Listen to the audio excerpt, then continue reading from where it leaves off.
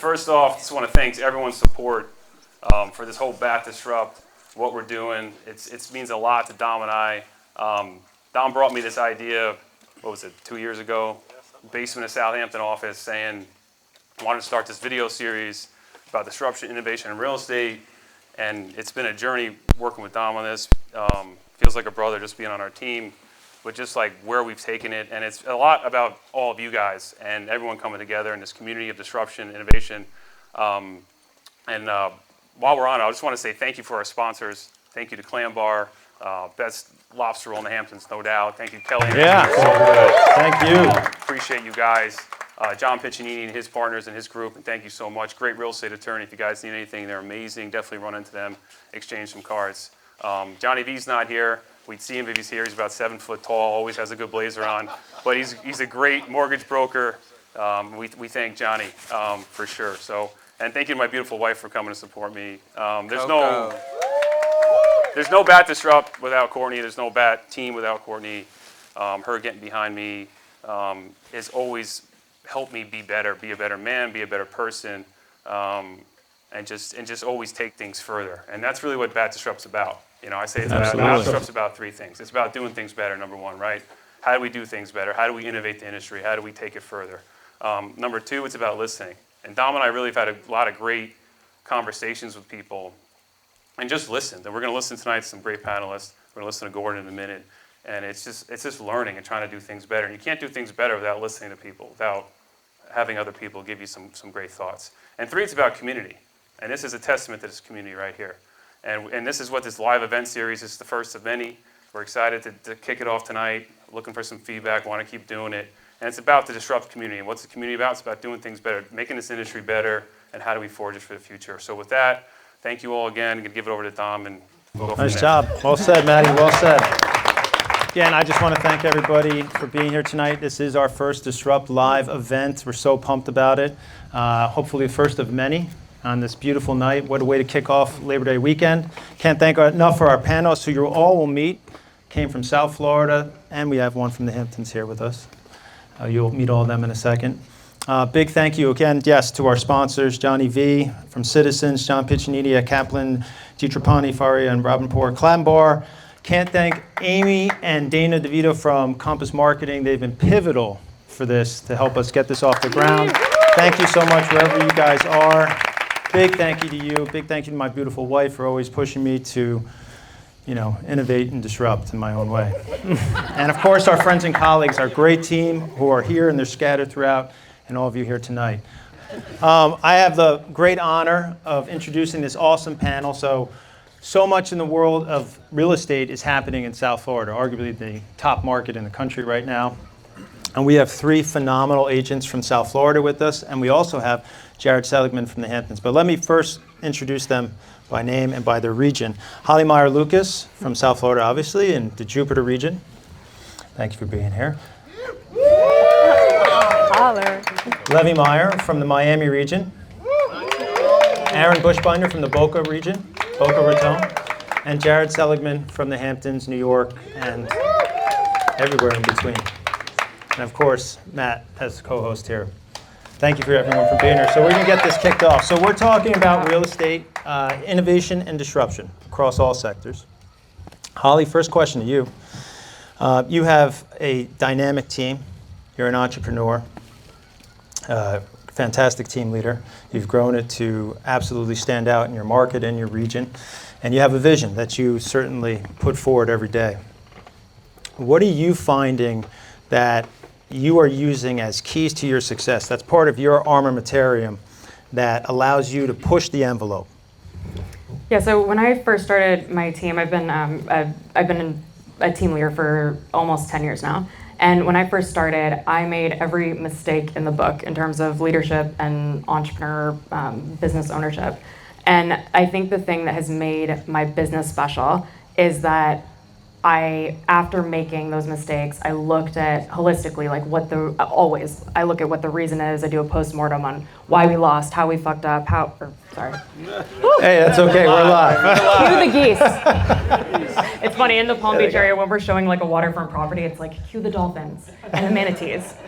very, very love it for the Hamptons. So anyway, I always do a post-mortem, and I identify where we went wrong and where we could have done better, and I always look outside of our industry. Right now, what's really interesting is with AI, the way that jumping off from his point, the way that AI is shaping every industry. This conversation about AI and disrupting with AI is happening in every single industry. Right. And so just looking at other industries and taking from other industries and implementing them into my business, not just focusing on what a real estate team leader should be doing. That's always been my secret sauce. I love that. That's great. Well, one question I love to ask, we ask all the time, is that as it relates to the business of real estate, what keeps you up at night?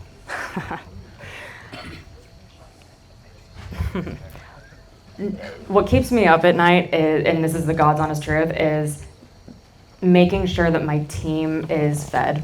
Like making sure that my team has business. Because I think everyone that's in this room right now knows how volatile our housing market can be. And if you look back on the last 3 years, I mean, that is so true, looking, back on the last 3 years. And so making sure that we're doubling down when something is working and bailing when it's not, and making sure that the phone is ringing, and really just making sure that my team have leads and have business. And I think that that's, all the team leaders that are in this room, I think that that's something that everyone probably shares, like genuinely in our hearts, making sure that that our employees have jobs and providing for them. Well said. Well, switching gears to Levy, who, if you ever go out with Levy, he's amazing guy. He's a lot younger than me in a lot of ways. I don't know. He's just been out in the Hamptons. I call him Van Wilder in a lot of ways. He's an incredible guy. But if you ever want to have an event too, he's your guy. Because he's been a great promoter for us, and we love partnering with you. And you're just a great community builder. You've really maximized the Compass network, from my observation, and it's incredible. And maybe talk a little bit about people, relationships. How have you built relationships? Some of that secret sauce that you use. I think we're gonna have to switch mics. Yeah, here. I just turned that mic off. Well, first, are we good? Can you hear me now? Flip it on. There you go. Can you hear me now? Ooh, yeah. All right. Well, first of all, thank you for having me here, both to Matt and Dominic. It's amazing what you guys continue to do and to curate this environment, which is the reason that I came to Compass, was this sort of collaborative effort that we're finding. And thank you to everybody here for attending and for the hospitality that you guys have shown us. Aaron and I have been here for 4 days and we feel like locals. We know all the servers and bartenders and every single place. And it's a full circle moment for me, because when I joined Compass in 2016 in the summer, we came to Sag Harbor for the official Sag Harbor office launch, and they weren't calling them retreats back then, but it was the first Compass retreat. And that for me was a huge aha moment of how I could leverage this for my business, although at that time I hadn't really had a proper process for it. But to get to a place like this where we're gathering such brilliant minds, such amazing characters, incredible people, it was eye-opening to me, because I was coming from a brokerage in Miami that was much smaller and very local, and nobody shared anything. I mean, like, I asked a guy to see his listing presentation, and his physical body curled in towards his jacket, as should I not dare to catch a glimpse. Then we come here and you have the Facebook Workplace, and agents are sharing their entire team manuals. So, for me to see that there was all these amazing people, it was like crack for me. I had to get more, I had to see more people. And so I was very adamant about going to all these various different Compass retreats. We went to Aspen and San Francisco and Boston and DC and LA and et cetera, Miami. And I was doing it, but I wasn't, I was meeting people and I was getting referrals and I was building a business, but I wasn't disrupting anything. There was no real shift. And I think for me where the big shift came was when I was sitting with my manager, Jeff Polishuk, and he said, look, you're doing great, but how can you build a business off of this? How can you really take this to a next level? And we had to really internalize that process. And there's a lot of key elements to it, but if I had to do one big takeaway, the big shift for me was to treat all these amazing people that I'm meeting in all these different markets. By the way, some of them here, not just from Compass, so we have people here from Scottsdale and Toronto who are from different brokerages, and to take these people and treat them the same way that we do our clients, who are also our friends and amazing people, their family, they're people we work with, people we send our our kids go to school with, and to start treating the agent community like our clients. And that was a very disruptive thought that shifted the way that I do it. And I know it looks like a lot of fun, and it is. I have a great time. My wife and I always joke that, like, she's like, "Oh, you're just having fun." I'm like, "I'm working." It's not my fault. I like my job. I'm not going to apologize for that. That's what my grandfather told me to do. Like, find something you love doing, and then find a way to make money doing it. And I truly love people, and I love engaging with other people and connecting with people. And it felt weird to almost treat them like clients and put them in a CRM and make sure I'm following up with them on their birthdays and and sending thank you cards. And but that was a big shift for me. It was like not just going out and meeting people and seeing what happens for it, but to start systemizing that and putting it into we have spreadsheets for all kinds of interesting things. We rank the relationship of the people that I meet and connect with, not by how much I like them, but how likely I am to do business with them, or how and then based on that ranking, what kind of gifts they get, whether or not they're invited to my house for a pool party, or whether or not we send them the holiday card every year. But it's important to have that CRM for yourself and for your clients. And so for us, for me, that was a big shift. Treat agents like you would treat your clients, but that doesn't mean in a bad way. It really means, again, these are the people you love. But just because you love your neighbor or your friend doesn't mean you don't want to sell their house when they get divorced. It's like we still got to send a letter and knock on the door. That's a great takeaway, I think, for anyone here. As an agent, treat agents almost as a client too. And I really love that. So that's a great takeaway. Where's Matt ranked on your list? Yeah, where am I? Good question. Gold, silver. Go back and see how many referrals he sent. There's an A. We have an A plus, and then we have A plus plus actually, and we treat it like we call it a garden. So it's like a D would be like we just planted a seed. It's a little seedling, and as we work up, it's like you get to A plus plus. It's a whole bouquet of fucking flowers. Is AI helping you out with any of this sorting? So, I was given thought about how much we're incorporating tech into it, and for me, I'm big on AI. I'm watching it. I'm building a bunker because they're building robotic AI drones and F-18s and whatever. So AI is scary, but it's amazing what it can do and how we can leverage it. And as Gordon was saying, we're not. I don't think we're less capable. We maybe get more complacent as things get easier. And so when I look at AI, I try to think of it as like, how can we take this new innovation and then go back to things that we were doing 10 years ago and try to reapply now that we have better tools? And so, like Holly was talking about this at Inman, and it was like, sometimes you missed some opportunities, and now you have better tools or more time. Go back and comb through those. So I'm trying to apply it in the sense of like handwritten letters AI. We're using ChatGPT to generate different types of letters, and then to literally have robots writing them for us. Because in 2016, my wife and I would watch Netflix and write letters and stuff envelopes. Now we use AI for that. Netflix and chill. Yeah, that was the original Netflix and chill. But one other thing that I found just really, really helpful is we are using AI to monitor all of our social media, emails. We log my AT&T into it, so it checks my phone records, my emails, and all my social media communication, and it pulls all of those people together, and it lets me know how long it's been since I've talked to somebody, and if it's time to talk to them again, which has been How about really if you're cool. talking to somebody too much? It does not tell me to stop talking. So, yeah, we could probably use AI to tell me to shut up. That was good. Well, moving on here. Thank you for that. Jared, my question for you. And first, congratulations making the cover of Spotlight magazine recently. If you haven't seen it, pick it up. Of course, they put you on the cover. You're an awesome guy, so I don't see why not. You have a big presence in social media. It seems that TikTok might be the platform of preferred choice. Correct me if I'm wrong.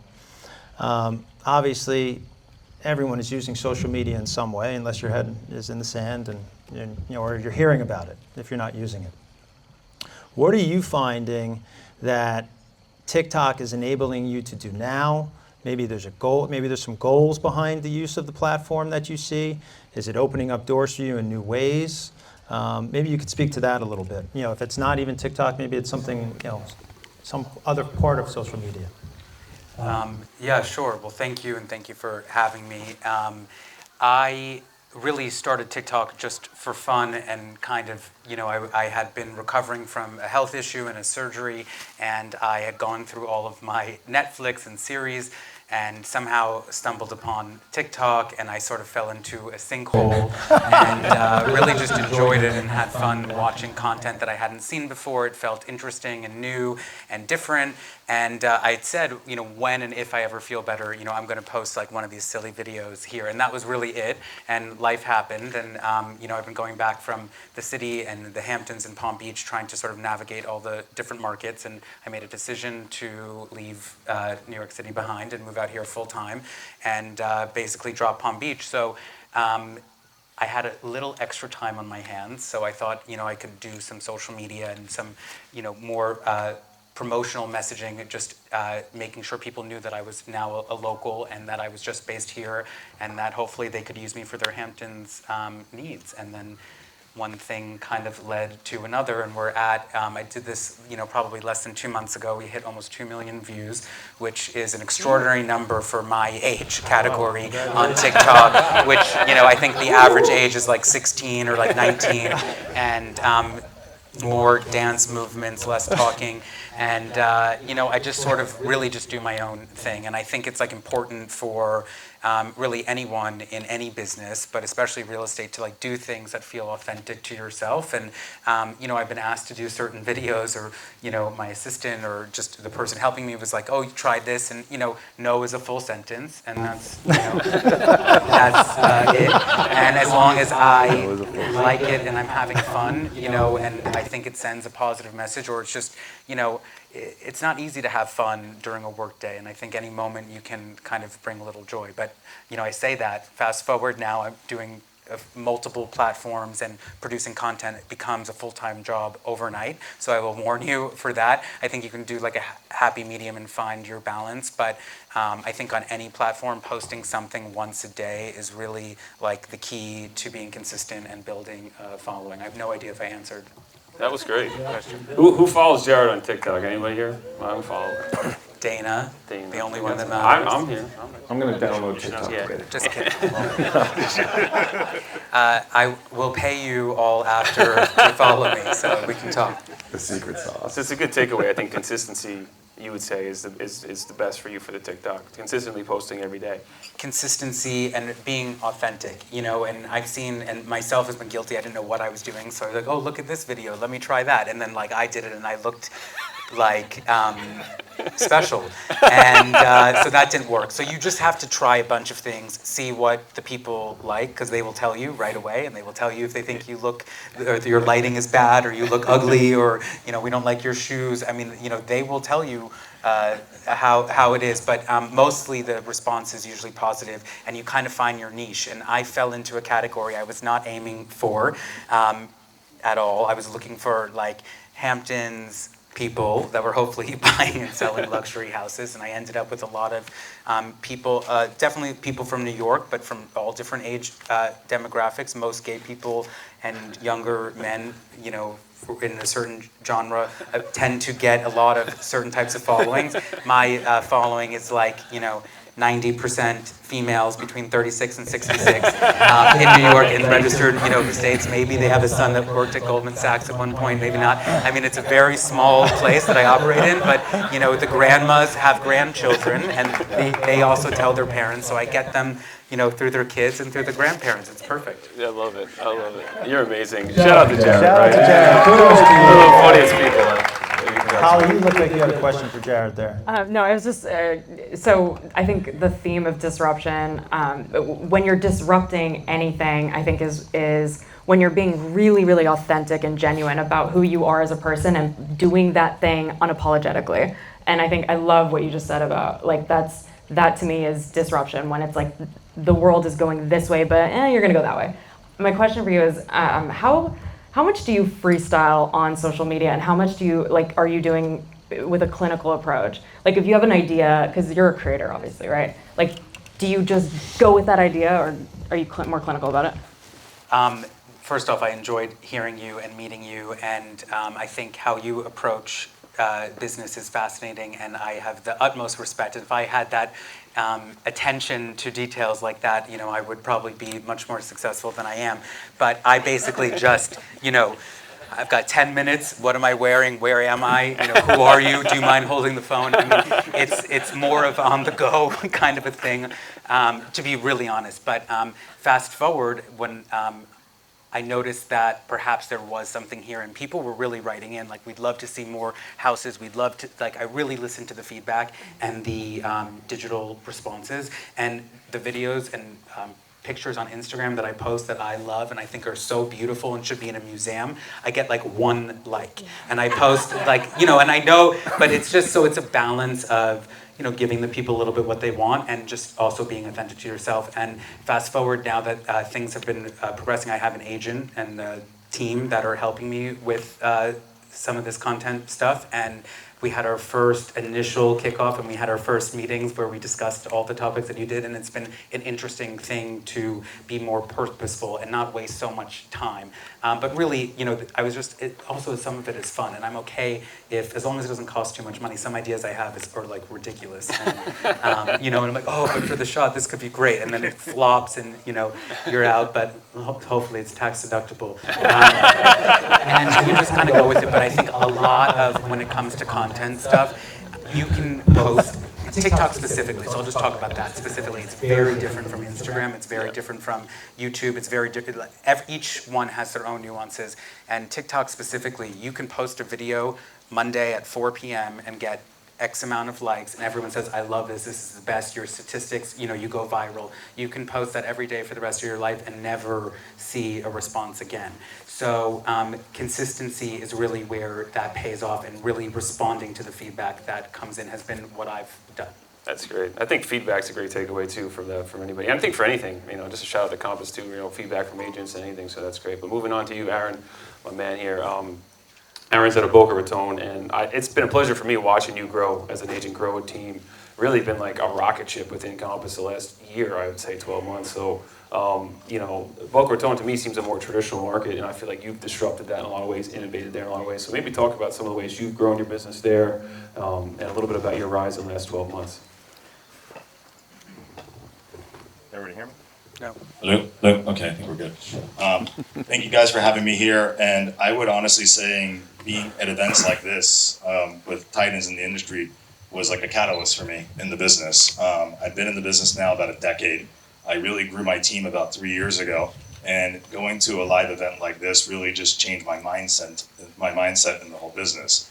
One of my favorite people growing up and always had his dedication to his career was Kobe, like one of our favorite people that sports, like he just knew he had to put all the work in to get there. And, if you actually follow my career as a single agent, about 3 years ago, you almost hit a wall, especially when life and COVID happened. And, when the times were tough, you really just sat there and really analyzed your business. And I really just kind of sat there and I was like, I'm doing this all wrong. Yeah. And, you sit there and you mentally say, like, I have things that I'm good at and things I'm bad at. And, at the time I was talking to our manager, Jeff Polishok, and I was like, listen, I have a huge goal and I have huge aspirations of where I want to go as an individual and grow a team and do this. And we kind of came up with a simple plan, but you can't do it all overnight. And I realized there's things I was good and bad at. And I realized that you have to leverage time. So I realized, all right, let me grow a team so I can leverage as much time as I can. And then, you get time, and then you're like, all right, well, I'm good at some aspects and I'm bad at some aspects. And then I realized, if I need credibility, I'm not a CEO, CFO, social media manager, and all this different stuff. I said, I'm just good at doing deals. But I realized looking at successful CEOs of companies, they hire the right people. So first thing I did right there is I'm going to double down and just go all in. I went through a vigorous process of finding a good social media person. I was like, all right, now I kind of have an idea and a brand. And I was like, all right, well, now I don't have to worry about my idea and a brand, and I can just start continuing to build the business. And so then I got a new social media manager, and I started pushing that. And I was like, all right, they're worried about that. That's one aspect of the business I don't have to worry about. So it's all right, so how do I get awareness out? And the biggest thing that I've learned at Compass was, to collaborate without ego and, really working referrals and working the network. And, I obviously had coaching in different areas, but I called Levi one day and I'm like, hey man, like I admire everything you do. And I was like, teach me a little bit about your ways in like an organic way. In so many ways, we take things differently, but I realize masterminding with people in different groups is really like a way that I leverage, because I genuinely wanted to talk to some of the industry leaders in each market and say, what's working for you? Like, we're not competing. Like, you must have great ideas. And, they were all so genuine to share what was working for them and what was working for me. And then I simply took different ideas from other markets, put my own spice into it, built the media with a PR company in different areas to help build the brand. And from that, it's been like, a growing success. I went from single agent to 2 agents to 3 agents with an assistant and different things. And from that, I've just been able to time management and just really grow my brand over the last 3 years. A commodity of time. Life's greatest luxury right there. Touche. All right, before we kick it off for a little Q&A and engagement with you folks, thank you for being patient. I know everyone's anticipating some big action going on over here at the bar maybe. But a little rapid fire question to you guys. 1,000-pound elephant is in every room. We've already touched on AI for sure. Obviously there's some big impact happening now. There'll be a big impact happening 5 minutes from now. That's just the speed of which AI is impacting all sectors of life and business. So as agents, because we're all agents on this panel, what do you think, either for yourself or would you suggest, and just a short format, short answer, what can we do to counteract or implement new strategies to work with AI or to stay relevant in this industry that is certainly disrupting?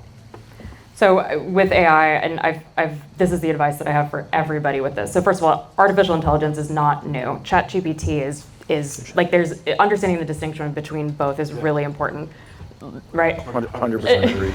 Yeah. So leveraging AI to systematize and make your life easier on the things that already work for you. So I love what Levi said about the handwritten notes and the thank you cards and leveraging AI to take care of that and take that off his plate. Like, he's already doing that. He's just now saving time by leveraging the AI to do that, right? So I think what every agent and especially team leaders should be doing is looking at the systems that you already have in place, that you're already doing well, and leveraging AI to do those things. And then once you have a full understanding of the technology and if there's ways to now leverage your time even better, then exploring other avenues. I look at AI and I'm like, because I'm a creator, like the rest of you guys. I mean, if Matt and I get on the phone and get going, like the things that we come up with, the ideas that and it's like, oh, we'll do this and we'll do this and we'll do this. And it's like, no, we're not doing that. Like, we're gonna do 4 of the 30 things we talked about. So let's do those 4 things very well and then skip the rest. And I think AI is, because it's all over the map, it's like you just have to edit what it is you want it to do. Thank you. The difficult thing about coming after Holly Meyer-Lucas is that she says what you're thinking. So last week I was in Dallas for my first ever Tom Ferry event. It was mind-blowing. It's 7,000 people in a conference room. And he had about 30 different speakers, and one of them did 2 segments, one day after the next, about an hour and a half to 2 hours each on AI. He probably went over about 30 different AI tools, apps, websites, and I'm trying to take notes, and I can't scribble fast enough. And every 2 minutes, clockwork, the entire crowd is going, oh.